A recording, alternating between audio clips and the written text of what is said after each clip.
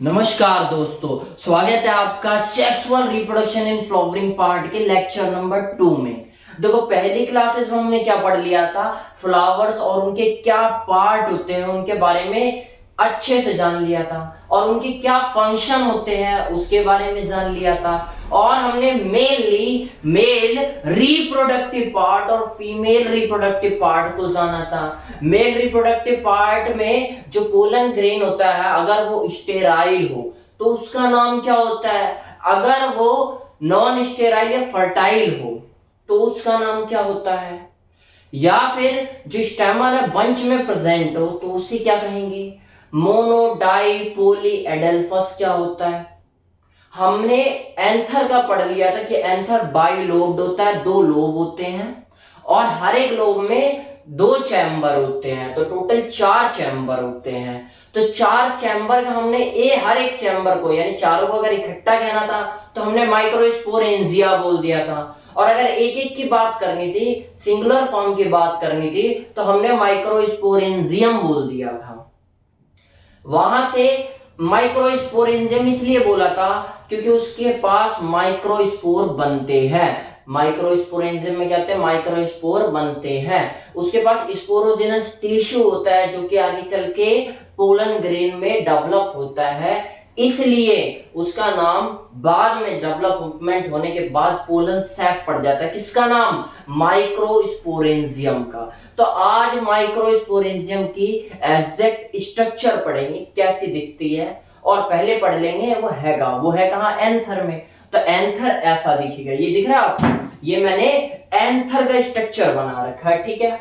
और इस पे मैंने क्या कर रखा है, ये मान लो लोब है, ठीक है, मान लो मैं डिवाइड नहीं कर सकता था, अब डिवाइड तो दिख रहा है, देखो 1 लोब 2 लोब, तो क्या हो गया, बाई लोब स्ट्रक्चर हो गया एंथर। और हर एक में क्या बताया था मैंने कि आपको 2 चैम्बर प्रेजेंट होंगे, तो मैंने वो चैम्बर को दिखा दिया है ऐसे टिक टिक सा हरा करके। तो एक चैम्बर ये रहा, दूसरा चैम्बर ये रहा, ऐसे ऊपर वाले में भी एक चैम्बर ये रहा, दूसरा चैम्बर ये रहा। तो पूरा तो ये एंथर है, और हर एक चैम्बर को, सारे चैम्बर को बोलना तो हम माइक्रोस्पोरेंजिया बोल देंगे। और अगर सिंपल एक की बात करनी हो, किसी भी एक की, तो हम एक को क्या बोलेंगे, माइक्रोस्पोरेंजियम, ठीक है। तो एंथर आपको समझ में आया, एंथर ये पूरा है। माइक्रोस्पोरेंजियम देखो मैंने ग्रीन सा करके दिखा भी रखा है कि ये इतना सा हिस्सा क्या है, माइक्रोस्पोरेंजियम, ठीक है।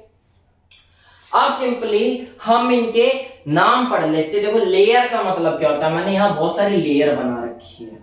लेयर का मतलब होता है ग्रुप ऑफ सेल्स। लेयर किससे बनती है, ग्रुप ऑफ सेल्स से तो बनती है, तभी तो लिविंग चीज है ना ये भी, तो ग्रुप ऑफ सेल्स से बनेगी। तो इतनी सी बात है, वो याद रखना।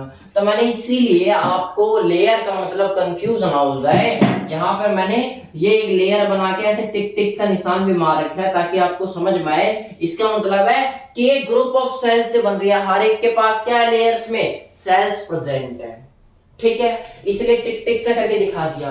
अब देखो एक की बात कर लेते हैं कि इनका नाम क्या है, फिर फंक्शंस पढ़ लेंगे या साथ साथ पढ़ लेंगे, कोई दिक्कत नहीं है। सबसे पहले देखो कौन सी लेयर दिख रही है, लाल कलर की लेयर दिख रही है जो सबसे ऊपर है, ठीक है, सबसे बाहरी है।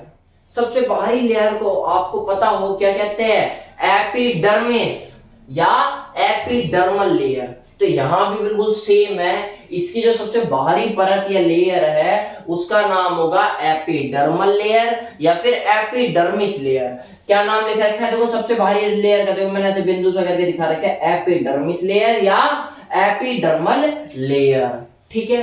होती क्या है, ये एक सिंगल प्रोटेक्टिव लेयर है। लेयर जब मैंने बोल दिया तो लेयर का मतलब, अगर मैंने एपिडर्मिस का मतलब एक लेयर है, मतलब एक ही लेयर एक ही लाइन में चल रही। कई बार होता है कि जैसे मिडल लेयर अभी मैं पढ़ाऊंगा, उसमें क्या होगा, 2 लेयर होगी, तो दोनों को एक साथ हमने मिडल लेयर बोला है।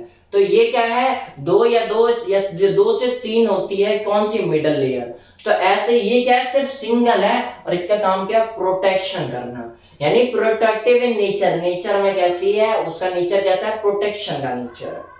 तो सिंगल प्रोटेक्टिव लेयर है कौन सी, एपिडर्मिस या फिर एपिडर्मल लेयर, ठीक है, इसमें कोई डाउट नहीं होना चाहिए। उसके बाद नेक्स्ट उससे नीचे वाली लेयर पे आ जाओ, उसका नाम होता है एंडोथीलियल लेयर क्या होता है? एंडो मतलब अंदर, एपिडर्मिस बाहर, एपी मतलब बाहर, एंडो मतलब अंदर, अंदर की साइड। थोड़ा सा अंदर आ जाओ तो नेक्स्ट लेयर का नाम क्या होता है? Endothelial layer.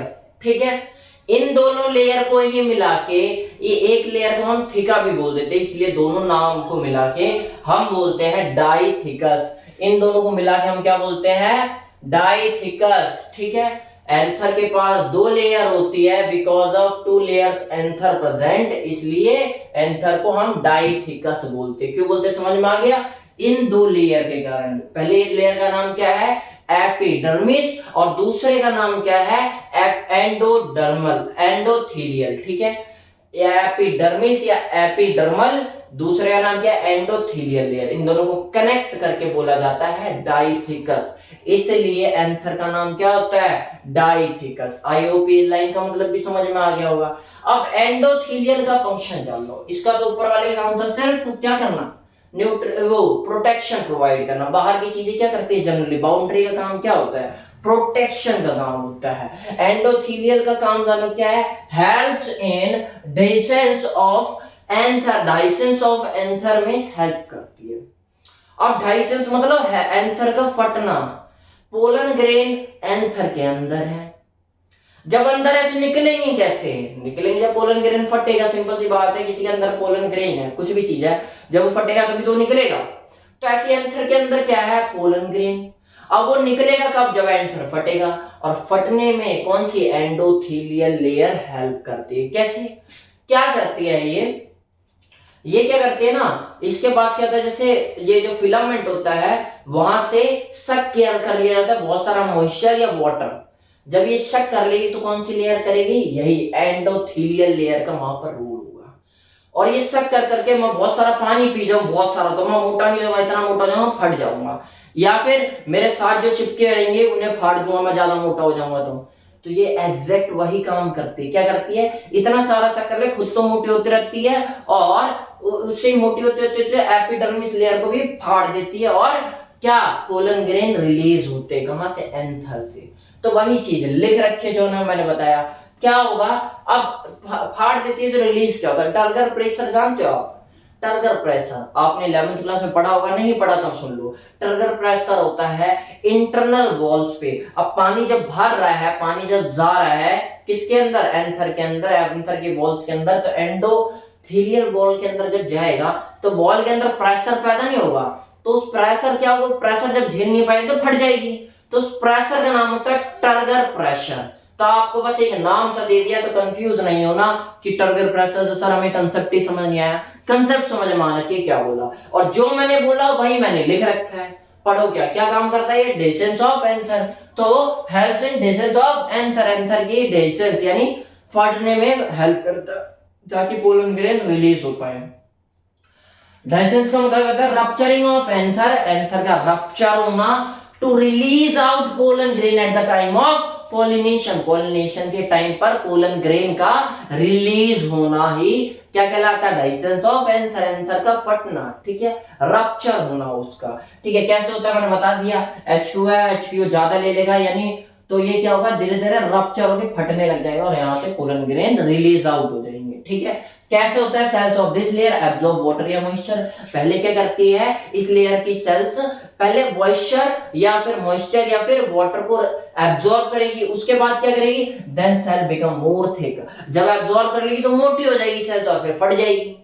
तो वही चीज लिखा है, it will lead to dehiscence of anther due to, ये क्या होगा? जब ज्यादा मोटी हो जाएगी तो lead to dehiscence of anther, anther का फटना हो जाएगा, क्योंकि due to increase turgor pressure of cells. Cells के अंदर टर्गर प्रेशर इंक्रीज होता है। टर्गर प्रेशर मतलब जो उनकी वॉल्स हो गई, इंटरनल प्रेशर बहुत ज्यादा लग रहा होगा। टर्गर प्रेशर को मैंने स्पेशल भी करके दिखा दिया। टर्गर प्रेशर क्या होता है? It is pressure applied on the internal walls of cells due to solution increase. जब सोल्यूशन इंक्रीज हो जाता है तो सेल्स के इंटरनल वॉल्स पे जो प्रेशर लगता है उसी को हम क्या नाम देते हैं प्लांट्स में? Turgor pressure. आई होप आपको क्लियर हुआ होगा कि एंडोथीलियल वॉल का क्या कार्य है। ठीक है, उसके नीचे दो लेयर पढ़ लिया हमने, एपिडर्मल या एपिडर्मिस लेयर, दूसरा एंडोथेलियल लेयर। उसके बाद दो लेयर और आती है, दो लेयर मतलब एक ही मोटी लेयर होती है लेकिन उसमें भी 2 से 3 लेयर चिपकी रहती है, ठीक है। उसका नाम होता है, तो ऐसे मैंने 2 लेयर दिखा दी, कहीं पे 3 लेयर भी चिपके होते हैं, तो कलेक्टिवली हम उनका नाम दे देते हैं मिडल लेयर। क्या नाम दे देते हैं? Middle layer. अब मिडल लेयर के फंक्शन क्या है? मिडल लेयर पहले जान लो कि मैंने क्या बताया, 2 से 3 लेयर होती है, तो वही चीज लिख रखी है, 2 से 3 लेयर होती है। अभी बात कहो, अगर ये लेयर है तो कहीं ना कहीं इसका रोल किसमें, प्रोटेक्शन में भी होगा, तो वही काम, पर बहुत कम रोल होगा। अंदर का काम है, इसका काम है न्यूट्रिशन प्रोवाइड करना। पर मैंने बताया आपको जैसे प्रोटेक्शन होगा तो वही चीज लिख रखी है, प्ले वेरी स्मॉल या little role in the protection, ठीक है। अब मेन काम क्या है? मेन काम है इसका, पैरेन्काइमा की बनी होती है लेयर। किसकी बनी होती है? पैरेन्काइमा। अब पैरेन्काइमा का काम होता है स्टोरेज ऑफ फूड। तो इस लेयर का काम क्या है? ये लेयर किस लिए रिस्पॉन्सिबल है? Responsible for storage of food.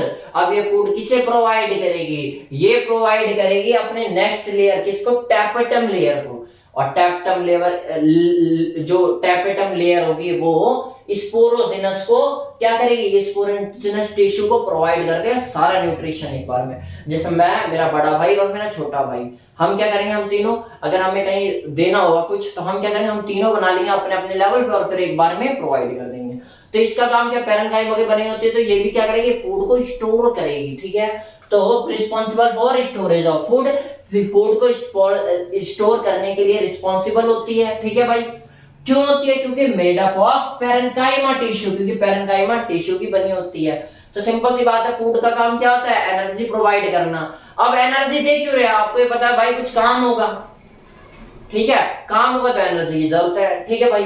तो this layer provide energy and nutrition during pollen grain formation. जब पोलन ग्रेन बन रहा होगा तो यानी कुछ काम हो रहा है, पोलन ग्रेन का बनना कुछ काम है, तो एनर्जी का रिक्वायरमेंट है। एनर्जी कौन देगी? ये वाली लेयर, एंडोथेलियल लेयर के बाद की जो लेयर है, कौन सी लेयर? मिडल लेयर जिसे कह रहे हैं हम, ठीक है। इसका काम समझ में आया आपको?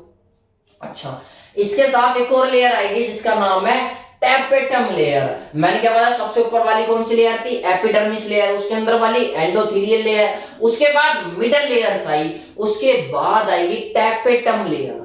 अब टैपेटम लेयर का काम क्या है? इसका काम भी सेम है, लेकिन इसका एक और काम है। मिडल लेयर के पास जो फूड या स्टोरेज न्यूट्रिशन बचा हुआ ना, उसे भी पहले अपने पास ले लेगी और फिर स्पोरोजिनस टिश्यू को दे देगी कि हाँ भाई अब तुम अपना पोलन ग्रेन का फॉर्मेशन करो। तो क्या है टैपेटम लेयर का काम है? ये हाईली न्यूट्रिटिव टिश्यू लेयर है। ये भी टिश्यू मतलब number of group of cell से मिलकर बनी हुई है, इसलिए टिश्यू लेयर है एक, ठीक है। ये क्या करेगी?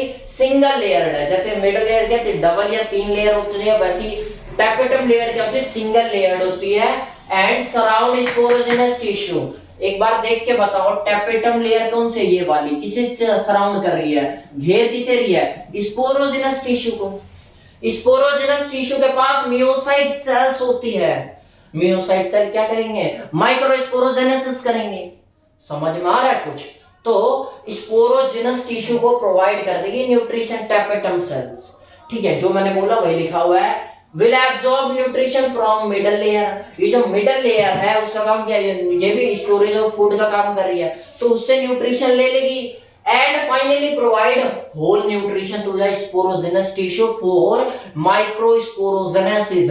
माइक्रोस्पोरोजेनेसिस हो सके, माइक्रोस्पोर का फॉर्मेशन हो सके, इसलिए स्पोरोजिनस टिश्यू को सारा न्यूट्रिशन प्रोवाइड कर देगी। कौन? Tapetum layer. अपना न्यूट्रिशन भी प्लस जो मिडल लेयर बना रही थी उसका भी न्यूट्रिशन। आई होप आपको ये बात भी क्लियर होगी। उसके बाद ये पता कैसी होती है? इसकी प्लॉइडी क्या होती है? इसके पास कितने न्यूक्लियाई होते हैं? इसके पास मल्टी न्यूक्लिएटेड स्टेज होती है। अगर कोई पूछ ले टैपेटम लेयर कैसी होती है, तो मल्टी न्यूक्लिएटेड लेयर होती है। कैसी होती है? Multi nucleated layer. मल्टी मतलब बहुत सारे न्यूक्लियस होते हैं। जब बहुत सारे न्यूक्लियस होंगे तो बहुत सारे क्रोमोसोम होंगे, और जब बहुत सारे क्रोमोसोम होंगे, जब बहुत सारे न्यूक्लियस होंगे तो बहुत सारे क्रोमोसोम होंगे, और जब बहुत सारे क्रोमोसोम होंगे तो बहुत ज्यादा न्यूट्रिशन प्रोवाइड करने की कंडीशन में होगी वो। इसलिए ये क्या होती है? मल्टी न्यूक्लिएटेड लेयर होती है। कौन? Tapetum layer. उसके बाद आगे बढ़ते हम सीखते हैं स्पोरोजेनस टिश्यू। ये स्पोरोजेनस टिश्यू को ला के सारा दे देगी, ठीक है, जितना न्यूट्रिशन है। अब स्पोरोजेनस टिश्यू क्या करता है, मियोसाइट को रखता है। मियोसाइट मतलब वो सेल्स जो माइक्रोस्पोर बनाएंगे, तो वही हो रहा है कंटेन्स ग्रुप ऑफ सेल्स जिसे कह रहे हैं हम meiocyte cells will perform microsporogenesis. Microspore का फॉर्मेशन होगा, कैसे होगा मैंने आपको बता रखा है, दोबारा देख लो। पहले मियोसाइट सेल्स होगी जब 2n होगी, ठीक है, इनकी प्लॉइड याद रखना 2n होगी। अब मान लो एग्जांपल मैंने करके क्या है, 2 सेल्स दिख रही है, पहले बहुत सारे माइटोसिस, मैनी माइटोसिस आप लिख सकते हो, क्या, मैनी माइटोसिस, ठीक है। मियोसाइट सेल्स क्या होती है, जो कि डिवाइड करके माइक्रोस्पोर बनाएगी, which are able to divide and form microspore. तो माइक्रोस्पोर को नाम दूसरा क्या होता है, पोलन ग्रेन, ठीक है, डगला फॉर्म को पोलन ग्रेन कहते हैं। तो पहले ही क्या होगा, मियोसाइट सेल्स बहुत सारे माइटोसिस में जाएगी, और माइटोसिस में आपको बताया था कि डॉटर सेल्स कितनी आती है, 2 आती है, मियोसिस में 4 डॉटर सेल आती है। तो यहाँ पे 2 है तो डॉटर सेल कितनी हो जाएगी, 4। डॉटर इसलिए कहा क्योंकि आगे चल के उन्हें भी रिप्रोड्यूस करना होगा, ठीक है। अब इन्हीं को डॉटर सेल्स को नया नाम देते हैं पीएमसी या एमएमसी। क्या, पीएमसी या एमएमसी। पीएमसी का मतलब होता है पेरेंट मदर सेल, क्या, पेरेंट मदर सेल, या फिर दूसरा नाम एमएमसी मतलब माइक्रोस्पोर मदर सेल, मेगास्पोर नहीं, माइक्रोस्पोर मदर सेल, एमएमसी का मतलब, ठीक है। क्या हुआ है, माइटोसिस हुआ है, तो क्या यहाँ पे रिडक्शनल डिवीजन होगा, नहीं होगा, यहाँ पे प्लॉइडी सेम रहेगी, ये 2n था, ये भी 2n रहेगा। उसके बाद मियोसिस 1 मियोसिस 2 परफॉर्म होगा यहाँ पर, इसके बाद, ठीक है। अब मियोसिस 1 मियोसिस 2 कैसा होता है, इक्वेशनल या सिमेट्रिकल डिवीजन होता है।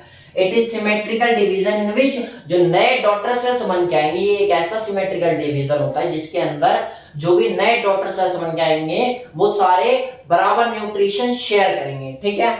In which new daughter cells are equal size with equal nutrition, same nutrition होगा उनके पास, ठीक है। अब मैंने इसीलिए 4 न्यूक्लियस है, तो इसमें एक प्रोसेस होती है पोलन टेट्राड माइक्रोस्पोर टेट्राड। क्या बनता है, 4 जैसे 4 ये थे, मैंने 4 का एग्जांपल लिया। अब ये क्या करेंगे, जब आगे डिवाइड होंगे मियोसिस के प्रोसेस में जाएंगे, तो जितने भी होंगे तो 4 का ग्रुप बना लेंगे, जैसे टेट्राड बोला, और पोलन ग्रेन का तो पोलन टेट्राड या फिर माइक्रोस्पोर टेट्राड बोल देते हैं, ठीक है। ये होता क्या इससे, इसके अंदर क्या होता है, जैसे अब 4 का ग्रुप बन गया, तो आपको समझ में आ रहा होगा कि जब आगे ये डिवाइड होके आएंगे, जब ये पोलन ग्रेन बनेंगे, तो 4 के अंदर क्या न्यूट्रिशन सेम फ्लो होगा, देख रहे हो, आपको समझ में आ रहा होगा 4 के अंदर क्या न्यूट्रिशन सेम फ्लो होगा। तो कई जगह डायग्राम ऐसा बना रखा है पोलन टेट्राड का, या फिर किसी ने ऐसा बना रखा है, और मियोसिस के प्रोसेस में गया तो एन हो जाएगा यहाँ पे प्लॉइडी। मैच्योर होके क्या बना देंगे ये लोग, मैच्योर होके अलग अलग हो जाएंगे चारों, और क्या बना देंगे, 4 बना देंगे पोलन ग्रेन को या माइक्रोस्पोर को। अब पोलन ग्रेन कैसे होंगे, इनके अंदर इक्वल डिवीजन ऑफ न्यूट्रिशन हुआ है, न्यूट्रिशन का बराबर डिवीजन हुआ है, तो सारे बराबर काबिलियत रखते होंगे, तो have equal size, equal same size होगा, और इक्वल न्यूट्रिशन होगा चारों के पास, क्योंकि चारों के पास ज्यादा पोलन ग्रेन पैदा होंगे और ज्यादा अच्छे पैदा होंगे, तो चारों को पॉसिबिलिटी होगी कि हाँ ये पॉलिनेशन करने के लायक होंगे, ठीक है। ये जो बन के आया था बीच में मियोसिस 1 और 2 के बाद, उसका नाम था पोलन टेट्राड या फिर माइक्रोस्पोर टेट्राड। अब इसका काम क्या होता है, इसका काम होता है all the microspore in this stage connect together by intercytoplasmic bridge. क्या इसका काम क्या होता है, किसका काम होता है भाई, कि न्यूट्रिशन को इक्वल डिस्ट्रीब्यूट करना। अब देखो एक बार कि देख रहे हो, एक ऐसा लग रहा है ना जैसे जुड़ा हो किसी चीज से, ब्रिज सा दिख रहा है ना, ब्रिज जैसा दिख रहा है जिससे जुड़ रखे हो ये चारों अपने आपस में सेल्स, ठीक है। इस ब्रिज का नाम होता है इंटरसाइटोप्लाज्मिक ब्रिज। क्या नाम होता है, इंटरसाइटोप्लाज्मिक ब्रिज। आई होप आज का लेक्चर आपको समझ में आया हो। आज के लेक्चर में चल क्या रहा था, एक एक बात बहुत इंपॉर्टेंट है, और कहीं ना कहीं आप कंफ्यूज नहीं होगे अगर ध्यान से पढ़ोगे। बहुत कम जगह ये स्ट्रक्चर देखने को मिलेगा, तो कृपया अच्छे से नोट कर लेना किताबों में, ठीक है। बढ़िया से अपने नोटबुक में नोट कर लेना कि हाँ भाई माइक्रोस्पोरेंजियम दिखता कैसे, ठीक है, ऐसे दिखता है। आई होप आज का लेक्चर समझ में आया होगा। नमस्कार।